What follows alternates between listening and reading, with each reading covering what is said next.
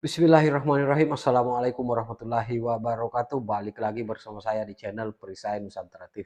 Semakin memprihatinkan nasib yang dialami oleh Partai Banteng, di mana setelah Hasto Kristianto ditangkap oleh KPK, kader-kader PDIP ramai berteriak adili Jokowi dan keluarganya, termasuk Hasto Kristianto, Deddy Sitorus, dan juga Adiana Pitupulu. Akan tetapi apa yang kemudian diperlihatkan oleh Mbak Puan Maharani itu kemudian justru mendatangi Pak Jokowi yang sedang duduk santai, riang gembira, dan menyalami Pak Jokowi.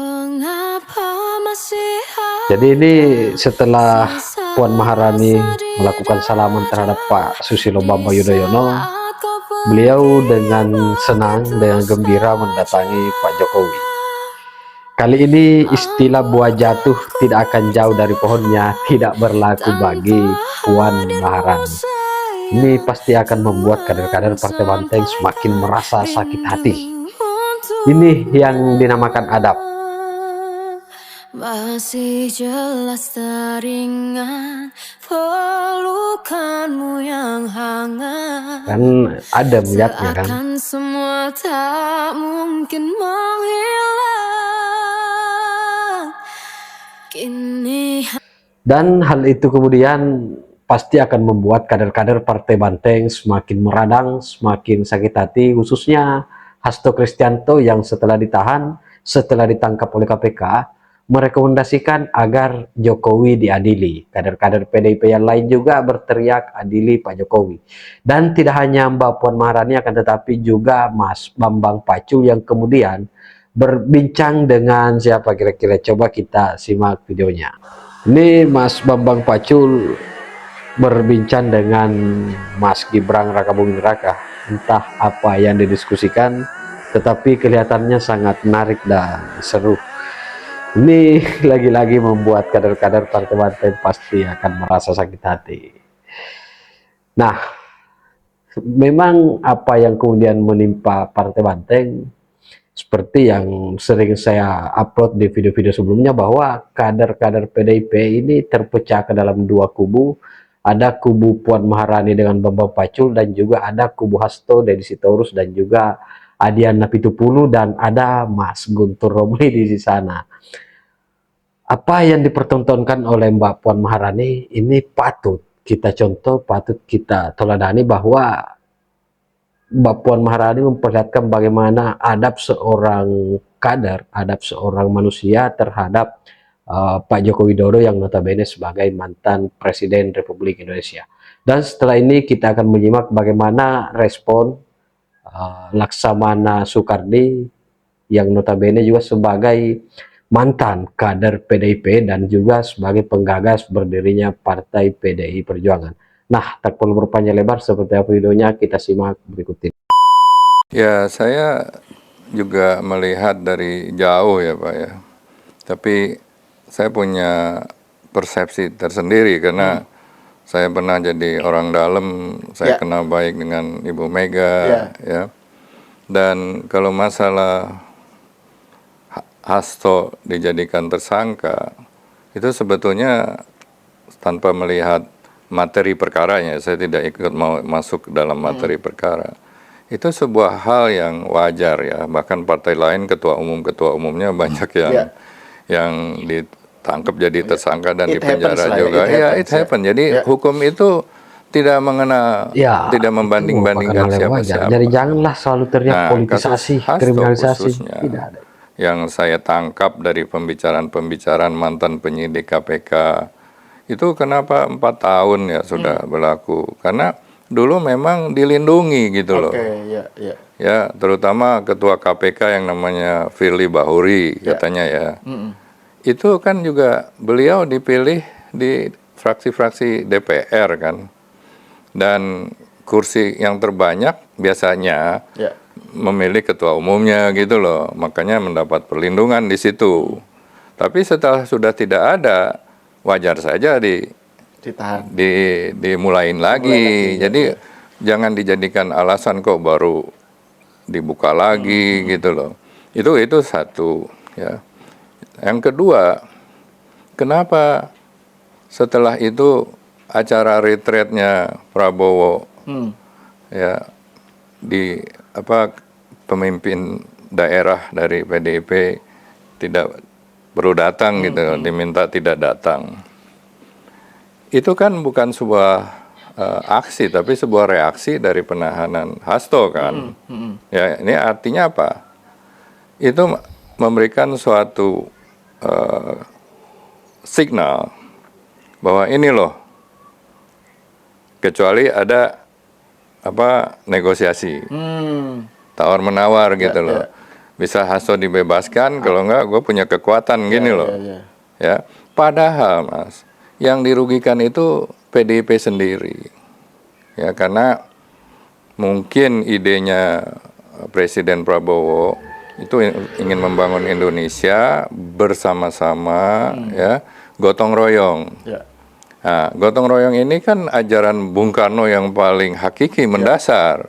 Maksudnya gotong royong dari bupati, gubernur, ya, presiden, menteri, semua gotong royong membangun Indonesia, satu langkah, satu arah gitu loh. Dan itu juga akan dijelaskan masalah anggaran. Kan banyak pimpinan daerah yang baru dipilih tidak mengerti mekanisme anggaran negara, tidak mengerti nanti mengeluarkan perda-perda yang bertentangan, ya, atau dianggap disersi, berlawanan dengan undang-undang dan lain sebagainya. Itu adalah tujuan untuk retreat bersama-sama. Kan pembicaranya juga banyak di situ. Nah, gotong royong lah. Kalau PDIP tidak suka gotong royong, berarti tidak mengikuti ajaran Bung Karno. Ya, ini sangat penting, ya, karena kita lihat banyak sekali wali kota, bupati yang diserok oleh KPK dengan mudah. Bahkan terakhir wali kota Semarang dari PDIP dengan ketua komisi D di Semarang, suami istri. Itu kan karena persepsi yang tidak dimengerti, pengetahuan yang kurang baik. Nah, ini yang harus disatukan.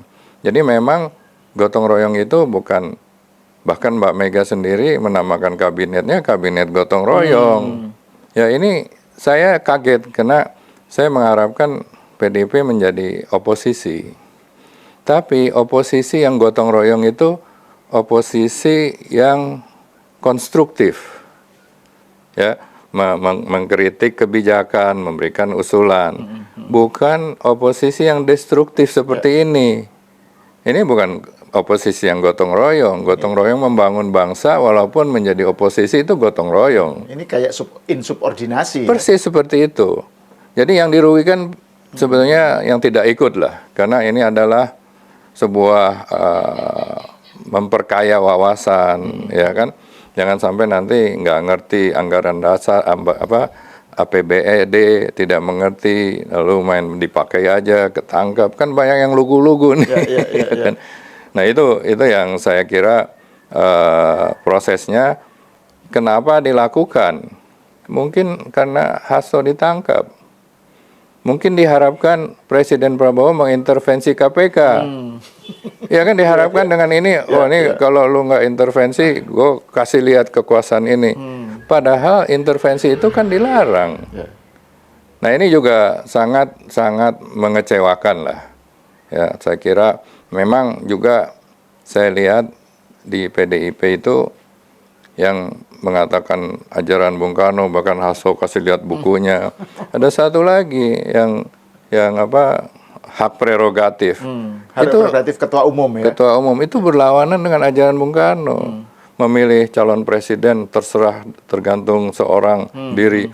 Padahal Bung Karno mengajarkan musyawarah untuk mufakat. Tidak ada itu hak prerogatif. Jadi saya juga sebagai orang yang berdarah-darah, ya,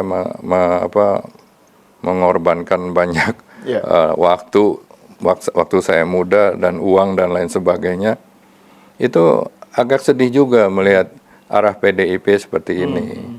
Megawati berhasil mempertahankan kursi ketua umumnya, tapi PDIP tidak berhasil ikut membangun negara dan bangsa.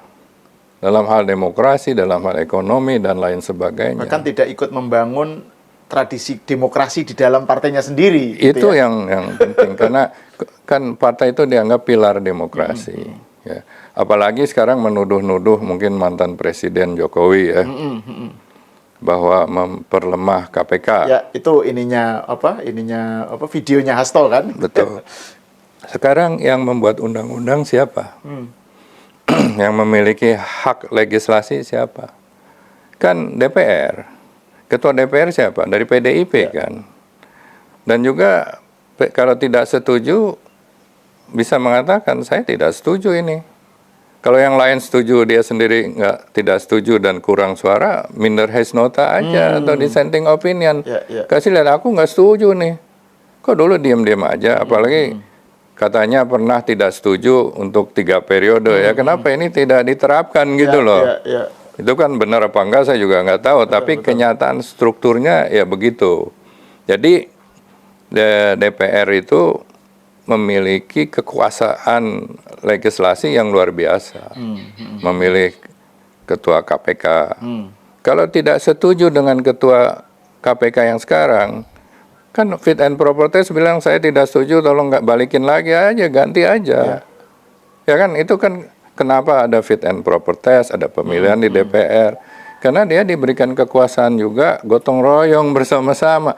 Jangan setelah mereka dirugikan menuduh-nuduh orang, ini orangnya anu, ini orangnya ini. Padahal semua itu gotong royong sesuai dengan ajaran Bung Karno, demokrasi kita. Seleksi dilakukan presiden, fit and proper test dilakukan oleh DPR, pemilihan pun oleh DPR. Yang memiliki kursi banyak akan dapat jatah ketuanya, yang lain wakil ketua. Itu udah biasa, tapi hak-hak kekuasaan itu juga harus disertai oleh tanggung jawab. Ya. Jadi memang saya kira kasus Hasto ini sangat menarik lah. Kita lihat nanti perkembangannya seperti apa. Jadi memang sangat luar biasa konflik yang kemudian terjadi di internal Partai Banteng setelah Hasto Kristianto ditetapkan tersangka dan bahkan setelah Hasto ditahan oleh KPK. Karena tidak hanya Hasto Kristianto, akan tetapi Ibu Ketua Umum, Ibu Megawati Soekarno Putri juga kemudian memberikan instruksi kepada seluruh kepala-kepala daerah untuk tidak menghadiri retreat kepala daerah yang dilaksanakan di Akmil Magelang.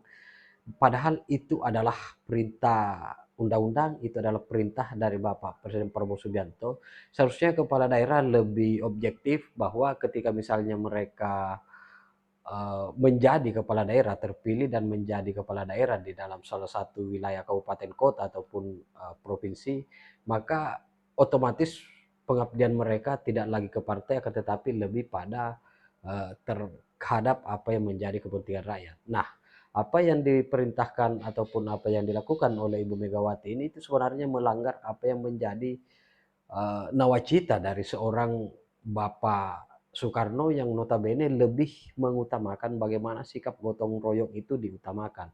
Artinya ketika mereka menolak retreat, tidak ingin mengizinkan kepala-kepala daerahnya bergabung di retreat Akmil Magelang bersama dengan kepala-kepala daerah lainnya, padahal itu semua tujuannya untuk membangun si semangat kegotong royongan, meningkatkan sikap gotong royong sesama kepala daerah.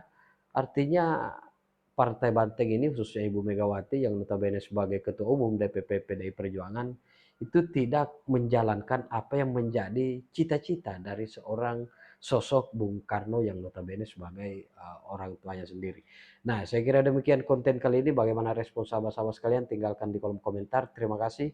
Wallahul muwaffiq ila aqwamit thoriq. Wassalamualaikum warahmatullahi wabarakatuh. Salam waras, salam makan sehat, NKRI harga mati.